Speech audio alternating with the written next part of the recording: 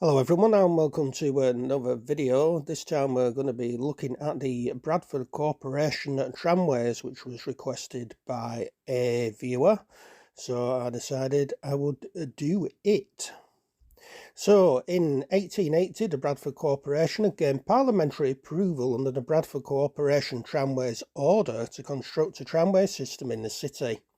Construction of the first section of single line track tramline on Manningham Lane started in September 1881. The finish line ran from Rawson Square in the city centre to Lister Park Gates. Since at that time local councils were not allowed to operate their own tramway system, the line was leased to the Bradford Tramways Company, later the Bradford Tramways and Omnibus Company. The line was open to the public after a Board of Trade inspection took place on the 31st of January 1882. The first service ran at 8 a.m. on the 2nd of February 1882. The first additional line opened on the 8th of August 1882 along Lees Road to Stallingley and was operated using steam traction because of the gradients involved. Another radial line, also steam operated, was built to Tong Cemetery, Allerton via Four Lane Ends, and the horse-drawn line was extended from Manningham to Undercliff.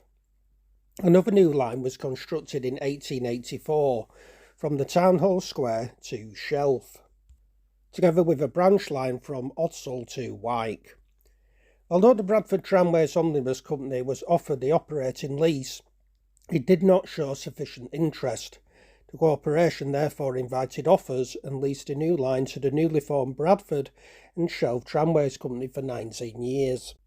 This lease expired on the same day as those of the Bradford Tramways and Omnibus Company, which was on the 31st of January 1903. When an 1896 Act of Parliament, the Light Railways Act 1896, removed a prohibition of local authorities operating their own tramways, Bradford Council constructed and operated its own electric tramway. On the 30th of July 1898, an electrified line to Bolton Junction opened, and a line to Great Horton on the 27th of August 1898. An expansion of the tramway network was prepared by laying more tracks, obviously. A comprehensive system could, however, not be developed until the leases of the Bradford Tramways and Omnibus Company and the Bradford and Shelf Tramway Company expired.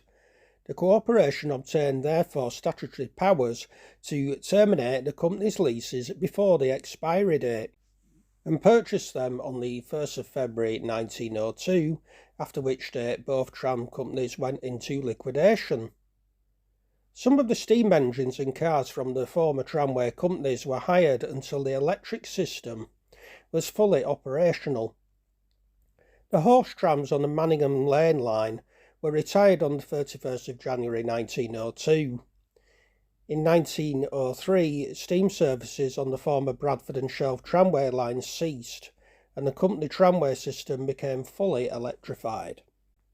By 1905 there were demands from the public for trams to run between Bradford and Leeds, despite the fact that Bradford used a gauge of 4 feet and the Leeds system used the 4 feet and 8.5 inches standard gauge.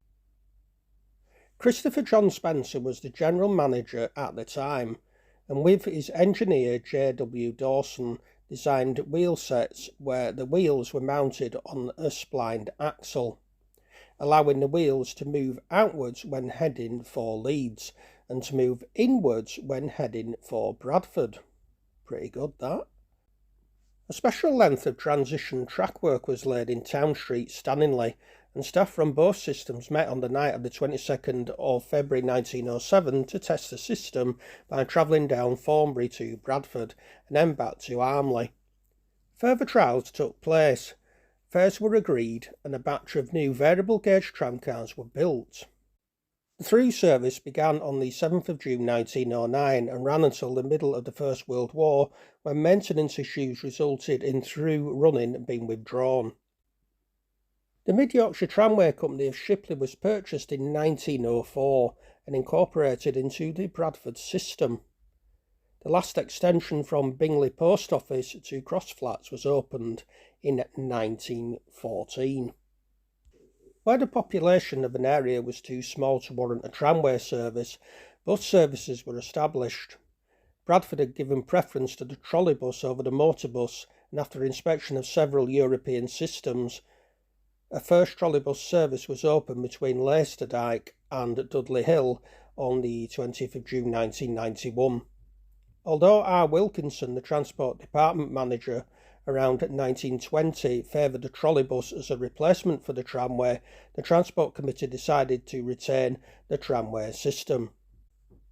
Nevertheless, the trolleybus fleet was increased and modernised over the years, and further trolleybus lines were opened, such as services to Odsal to Oakenshaw, 1914, Bolton Woods and Frizinghall, 1915, Clayton, 1926, Allerton, 1929, Saltaire via Thackley, 1930, Greengates via Idle, 1931, Duckworth Lane, 1935, Tongue Cemetery, 1938, Saltaire, Bingley and Crossflats, 1939, Bradford Moor, 1949, Wibsey, 1955, Buttershaw, 1956, and Holmwood in 1960. Did you get all of that? After short-lived trials of motorbus services in 1897 and from 1900 to 1902, licences to operate private motorbuses on 14 services in Bradford were granted on the 17th of May 1926.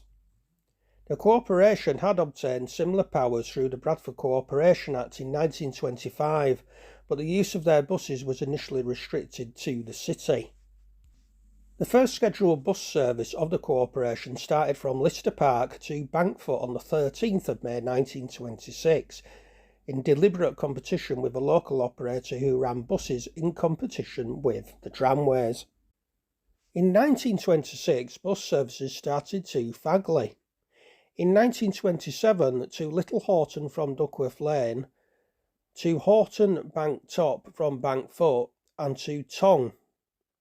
And after the Bradford Corporation Act of 1928 had authorised the operation of Bradford buses outside of city limits, in 1928 to Greengates, Leeds and Tyrosol. Quite a lot. Motorbuses were first used as a replacement for tramway services on the 16th of April 1928 between Undercliff and Greengates, and by 1935 more tramway routes had been replaced by buses. While the investment in the tramway continued in the 1920s, a strike by tramway staff in 1926 had allowed private bus operators into the city and highlighted the shortcomings of the tramway system.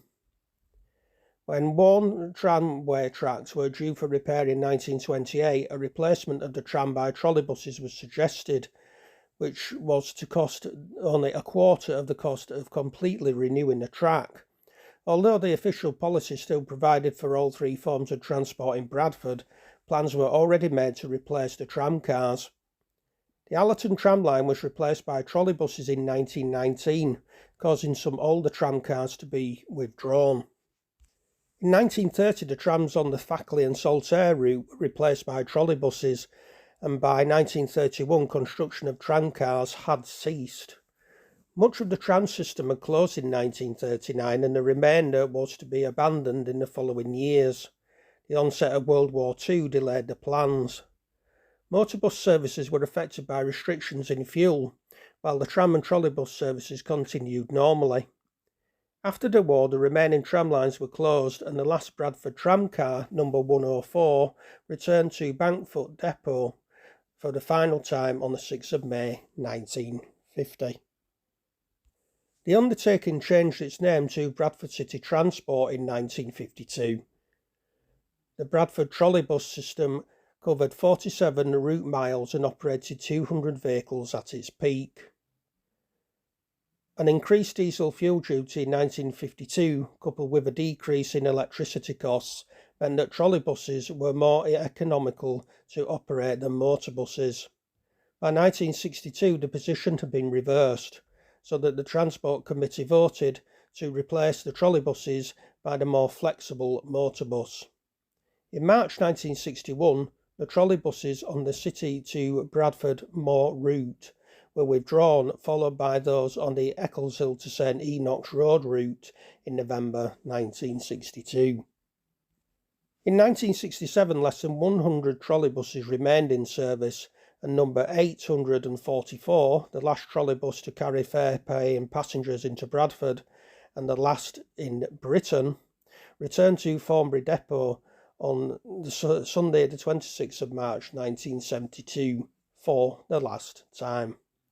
Bradford City Transport was absorbed into the West Yorkshire Passenger Transport Executive on the 31st of March 1974, and that organisation obviously still exists today. And that's your lot, everyone.